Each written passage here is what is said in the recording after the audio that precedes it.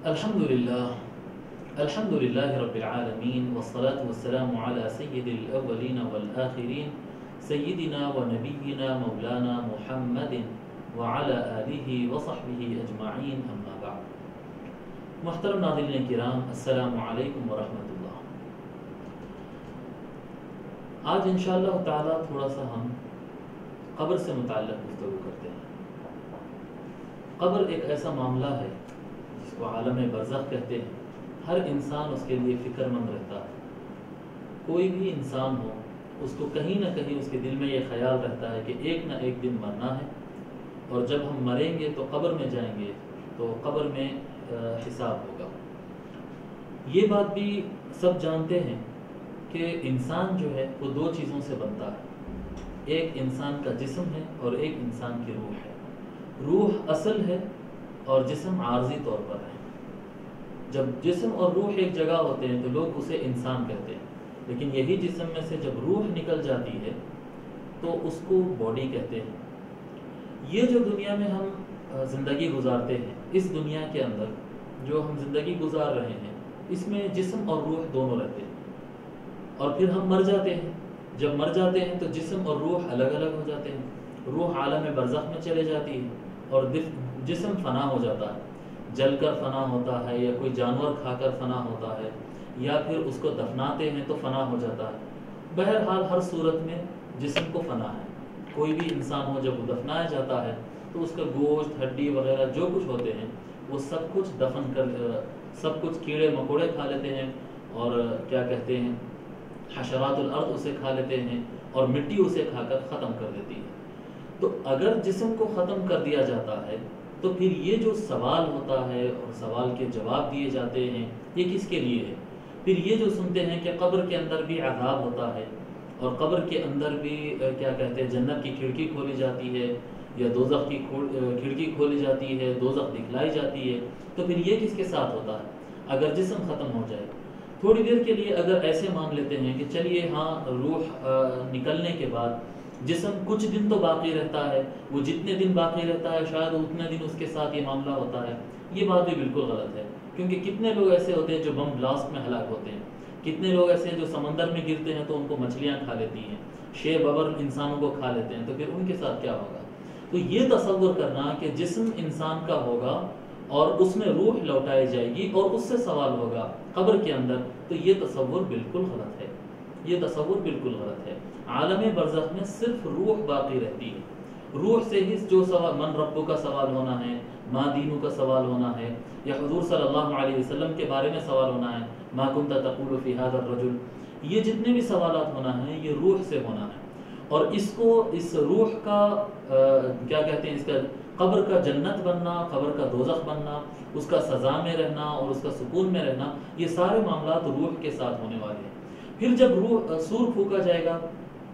اور سارے انسان اٹھائے جائیں گے، اللہ تبارک و تعالی فرماتا ہے یحسب الانسان ان لن نجمع عظامہ بلا قادرین علی ان نسوی بنانا. کیا سمجھتا ہے انسان کہ کیا ہم اس کی ہڈیوں کو دوبارہ جمع نہیں کر سکتے ہیں؟ ہاں کیوں نہیں، بلکہ ہم تو اس کے فنگر پرنٹس بھی جوں کہ تو ہم بنا سکتے ہیں. اس کے فنگر بنان کہتے ہیں عربی زبان میں یہ انگلیوں کے پوروں کو. اس سے مراد یہ انگلیوں کے اندر جو نقش ہوتا ہے جس کو ہم فنگر پرنٹ کہتے ہیں، بسمہ کہتے ہیں، اس کو بھی اللہ تبارک و تعالیٰ فرما رہا ہے ہم جو کا تو بنا سکتے ہیں. تو اس سے پتہ چلا کہ اس زمین پر جو ہم کو اپنی زندگی گزارنا ہے وہ جسم اور روح کے ساتھ ساتھ. اسی طرح قیامت کے دن میدان محشر میں یا جنت میں اور دوزخ میں جو انسان کو زندگی گزارنا ہے اور حالات سے گزرنا ہے، وہ جسم اور روح دونوں کے ساتھ. قبر ہی ایک ایسے مقام ہے، عالم برزخ جسے کہتے ہیں، قبر جو انتظار گاہ ہے، قیامت کے دن کیا انتظار کی جگہ ہے. وہ جو جگہ ہے درمیانی جگہ، اس درمیانی جگہ پر جسم نہیں ہوگا، اور جو کچھ معاملات ہوں گے آرام کے یا مشکل کے، وہ روح کے ساتھ ہوں گے. وہ روح کے ساتھ ہوں گے. باضابطہ قیامت کے دن باضابطہ سوالات ہوں گے، باضابطہ حساب کتاب ہوگا، نامہ اعمال نکالا جائے گا، اور سارا کچھ ہو کر اس کو جنت میں یا دوزخ میں بھیجا جائے گا. وہ فیصلہ کن رہے گا. تو پھر قبر کے اندر کیا ہوگا؟ قبر کے اندر یہ ہے کہ اگر یہ سوال پیدا ہوتا ہے کہ اگر قبر کے اندر ہی سزا دے دینا ہے اور قبر کے اندر ہی اگر جنت کی ہوائیں اگر چلنا شروع ہو جانا ہے، تو اس کا مطلب تو یہ ہے کہ جنت میں جائے گا یا دوزخ میں، وہ تو قبر میں فیصلہ ہو گیا جی، وہ تو قبر کے اندر فیصلہ ہو گیا ہے، تو پھر حساب کا کیا معنی رہتا ہے جی۔ تو یہ اس مسئلے کو سمجھنے کے لیے آپ اس طرح سے سمجھیں، میں اس کو تھوڑا سا اور آسان کر دیتا ہوں آپ کے سمجھ کے لیے۔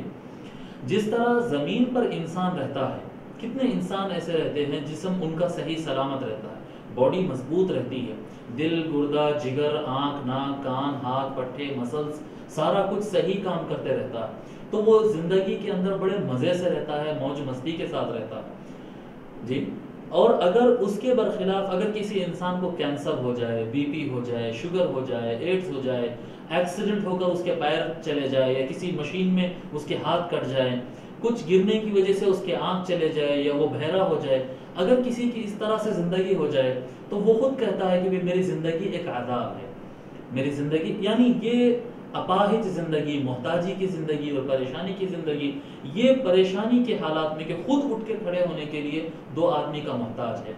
خود چلنے پھرنے کے لیے، دیکھنے کے لیے کسی اور کی آنکھوں کا محتاج ہے، تکلیف ہوتی ہے تو زبان سے بول نہیں سکتا، لوگ کی زبان کٹ جاتی، زبان وہ گنگے بہرے ہو جاتے ہیں، تو وہ جب گنگے ہو جاتے ہیں تو ان کو تکلیف ہوتی ہے لیکن اپنی زبان سے بول نہیں سکتے۔ تو کئی مرتبہ ایسا ہوتا ہے کہ انسان زمین پر تو رہتا ہے، زندہ رہتا ہے، لیکن وہ خود اپنے زبان سے کہتا ہے کہ میری زندگی عذاب بن چکی ہے، کیونکہ جسم کمزور ہے، جسم کے پٹھے، ہڈیاں اور مسلز اور خون، یہ سارے چیزیں برابر نہیں ہونے، تکلیف کی وجہ سے کسی کو کڈنی پین آتا ہے، کسی کو داڑھ کا درد ہوتا ہے، کسی کو آدھے سر کا درد ہوتا ہے، درد ایسا ہوتا ہے کہ بس ایسا معلوم ہوتا ہے کہ زندگی ایک عذاب ہوگی۔ تو جس طرح سے جسم میں کمزوری آنے کی وجہ سے زندگی عذاب ہو جاتی ہے۔ اگر یہ زندگی کو اچھی بنانا ہے، اگر اس ظاہری اعتبار سے اگر اچھی بنانا ہے تو یہ جسم کو اچھے غذا دینا پڑے گا، یہ جسم کو وقت پہ سونا پڑے گا، یہ جسم کو ایکسرسائز کرنا پڑے گا، یہ جسم کو جراثیم سے حفاظت کرنا پڑے گا۔ جب اس کو صحیح غذا ملے گی، صحیح ایکسرسائز ملے گی، یہ جسم کو صحیح مینٹین کیا جائے گا، تو انسان کی زندگی جسمانی اعتبار سے، ظاہری اعتبار سے بالکل مست ہو جاتی ہے، سکون میں آ جاتی ہے۔ میرے محترم بزرگوں اور دوستوں، جس طرح سے جسم طاقتور بھی ہوتا ہے، کمزور بھی ہوتا ہے، خیال نہ کرنے کی وجہ سے جلدی خراب بھی ہو جاتا ہے، مینٹین کرنے کی وجہ سے لوگ کی 80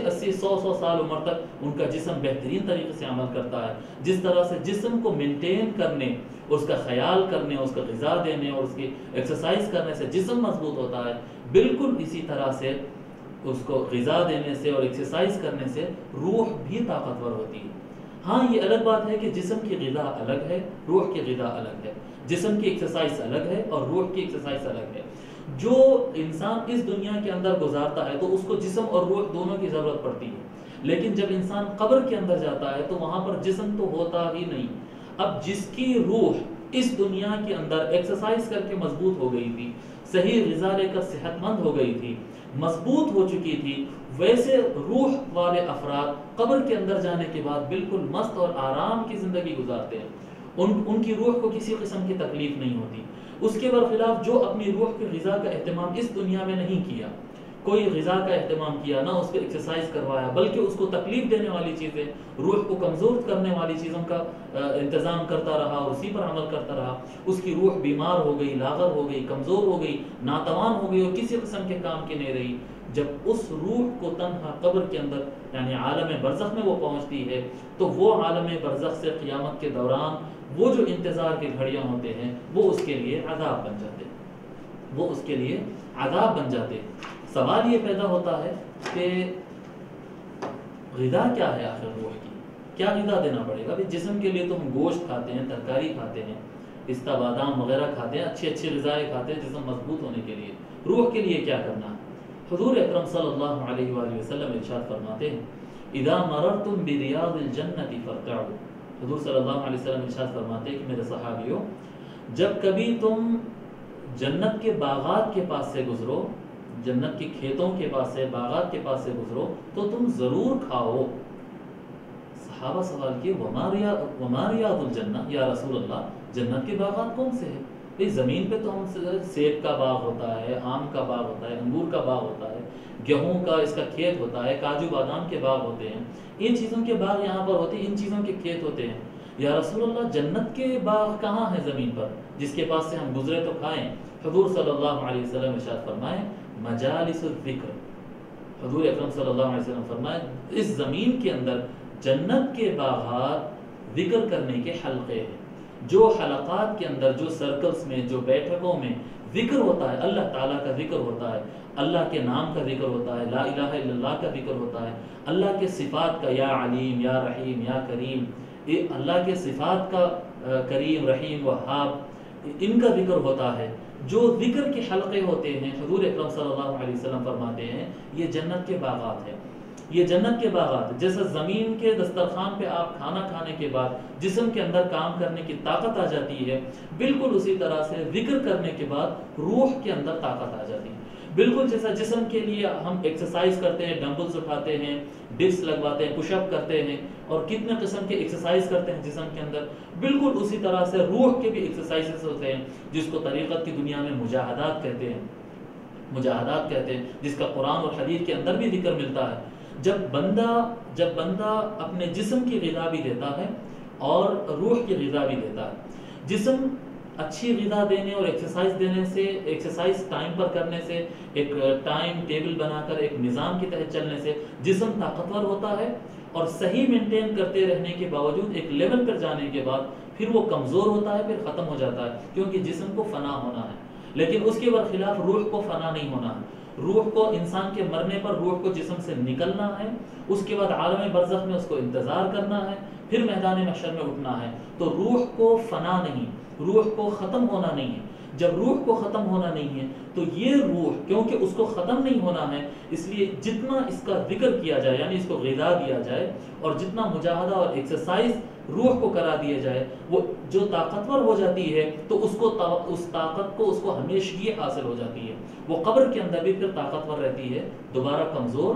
نہیں ہوتی۔ تو انسان کو چاہیے کہ اس دنیا کے اندر، آنے والے قبر کی دنیا کے لیے اپنے جسم کو طاقتور بنائے۔ بالکل جس طرح سے انسان کا جسم جب کمزور اور ناتواں ہو جاتا ہے تو اس کی خود کی زندگی اس کے لیے عذاب بن جاتی ہے۔ کوئی چیز نہیں ہے، کوئی دھکا نہیں لگا، کوئی بچہ ہاتھ نہیں لگایا، مگر ایسا محسوس ہوتا ہے جیسا سر تڑپ جا رہا درد سے، ایسا محسوس ہوتا ہے کہ میری ہڈی کو کوئی آرے سے کاٹ دے رہے ہیں، میرے کو ایسا تکلیف ہو رہا، میرے سینے میں ایسا محسوس ہو رہا جیسا آگ لگ گئی اندر، حالانکہ ہوا کچھ بھی نہیں۔ تھوڑی سی ایسیڈیٹی بڑھ جائے، سینے میں جلن بڑھ جائے تو لوگ کہتے ہیں ایسا محسوس ہو رہا جیسا سینے میں آگ لگ گئی ہے، منہ پک جاتے ہیں، چھالے آ جاتے ہیں، جی، جبکہ آگ تو کچھ نہیں ہے، لیکن جسم کی کمزوری، جسم کی خرابی جسم کو عذاب میں، یعنی اس زندگی کو عذاب بنا دیتی ہے۔ بالکل اسی طرح روح کی کمزوری عالم قبر کے اندر، برزخ کی دنیا میں جب روح کمزور جائے گی تو قیامت تک کی جو ویٹنگ ہوگی، وہ ویٹنگ کا جو مرحلہ گزرنا ہے عالم برزخ کا، وہ مکمل طریقے سے انسان تکلیفوں میں گزارتا ہے، اس کی روح کو تکلیف ہوتے رہتی ہے، اس کی روح کو دکھ ہوتے رہتا ہے، اس کا آرام ختم ہو جاتا، چین ختم ہو جاتا، وہ کمزور اور ناتواں رہتی ہے، وہ منتظر رہتی ہے کہ بیٹا ایصال ثواب کر دے تو کچھ میرے اندر جان آ جائے، میرے لیے کوئی ختم قرآن کرا دے تو میرا کچھ ہو جائے، میرے لیے کوئی صدقہ خیرات میرے نام سے کر دے تو میرا کچھ بن جائے۔ وہ دوسروں کی محتاج ہو کے رہ جاتی ہے۔ اس کے برخلاف جیسا ایک انسان اگر صحت مند ہو تو وہ اپنا خود کا چلتا ہے، پھرتا ہے، سوتا ہے، اٹھتا ہے، کھاتا ہے، پیتا ہے، وہ کسی کا محتاج نہیں رہتا ہے، وہ فٹ رہتا ہے۔ تو مؤمنین کے ارواح جو عمل صالح کرتے ہیں، زندگی اچھے ڈھنگ سے گزارتے ہیں، ان کے ارواح اپنے عالم برزخ میں، قبر کے اندر فٹ ہوتے ہیں، سکون سے رہتے ہیں، وہ اپنے قبور کے اندر بالکل آرام سے قیامت کا انتظار کرتے ہیں، ان کو تکلیف نہیں رہتی ہے۔ اور اس کے برخلاف جیسے دنیا کے اندر بعض لوگ ایکسٹرا طاقت تیار کر لیتے ہیں، بہت زیادہ طاقتور ہو جاتے ہیں، وہ خود چلتے نہیں بلکہ دو کو اٹھا کر چل سکتے ہیں، کسی گرتے ہوئے آدمی کی مدد کر سکتے ہیں، مالی اعتبار سے اتنے مضبوط ہوتے ہیں کہ خود اپنے آپ کو سنبھالتے ہوئے کسی اور کو بھی سنبھال سکتے ہیں، کسی اور کا گھر چلا سکتے ہیں، کسی کی مدد کر سکتے ہیں۔ جیسا یہ جسم مادی طور پر طاقتور ہو سکتا ہے، مدد کرنے کے لائق بنتا ہے، بالکل اسی طرح سے اگر اضافہ غذا اور اضافہ ایکسرسائز روح کی بھی ہو جائے، ذکر کی کثرت ہو جائے، عبادت کی کثرت ہو جائے اور تقویٰ کی راہ اختیار کی جائے تو روح پھر بندے کی اتنی طاقتور ہو جاتی ہے۔ پھر قبر کے اندر جانے کے بعد ایک ولی اللہ کی روح نہ صرف سکون سے قیامت کا انتظار کرتی ہے بلکہ دوسرے ارواح کو اور دوسرے مؤمنین کے لیے وہ مدد کرنے کی بھی لائق ہو جاتی ہے۔ جیسا جسم انسان کمزوری کی وجہ سے خود زندگی اس کی عذاب بنتی ہے، یا پھر بہتر ہو کر وہ فٹ ہوتا ہے، یا اتنا مضبوط ہوتا ہے کہ دوسروں کو مدد کر سکتا ہے، قبر کے اندر روح کے بھی یہی معاملات ہوں گے کہ کمزور ہو بہت زیادہ تو وہ ایک عذاب میں رہتی ہے، اور اگر مضبوط ہو جائے تو وہ اپنی جگہ خوش و خرم رہتی ہے، اور اگر بہت طاقتور ہو جائے تو قبور کے اندر عالم برزخ میں رہنے والی وہ روح دوسرے ارواح اور دوسرے مؤمنین کی دوسرے افراد کی مدد کرنے کے موقف میں آ جاتی ہے۔ لیکن فرق اتنا ہے کہ یہ جسم کی جو جتنی تیاری کرنا ہے، یا قبر کے اندر روح کی طاقت جتنی تیار کرنا ہے، یہ دونوں تیاریاں ہم کو اس دنیا میں کرنا ہوگا، کیونکہ اللہ تبارک و تعالی دار العمل صرف اس کو بنایا ہے، دار العمل صرف اس کو بنایا ہے۔ قبر عالم برزخ دار العمل نہیں ہے، وہاں پر روح کو تیار نہیں کیا جا سکتا، جی وہاں پر روح کو تیار نہیں کیا جا سکتا۔ اسی لیے اللہ والے اور متقین اور مؤمنین اور صالحین اور کاملین جسمانی فٹنگ کے ساتھ ساتھ زیادہ اہمیت دیتے ہیں، اولویت دیتے ہیں، جی زیادہ پریفرنس دیتے ہیں روح کی تیاری کو، روح کے تزکیے کے لیے اور روح کو مضبوط کرنے کے لیے۔ لہذا بندہ مومن کو چاہیے کہ وہ جس طرح سے اپنے روح کو تیار کرتا ہے، بالکل اسی طرح سے اس کو چاہیے کہ اپنے جسم کو جس طرح تیار کرتا ہے اس طرح اپنی روح کی بھی تیاری کا اہتمام کرے، یہ اس کی آخرت کا سامان ہے۔ اللہ تبارک و تعالیٰ سے دعا ہے کہ مولا ہم کو سمجھنے اور عمل کرنے کی توفیق فرمائے۔ وما علینا الا البلاغ۔ السلام علیکم ورحمۃ اللہ۔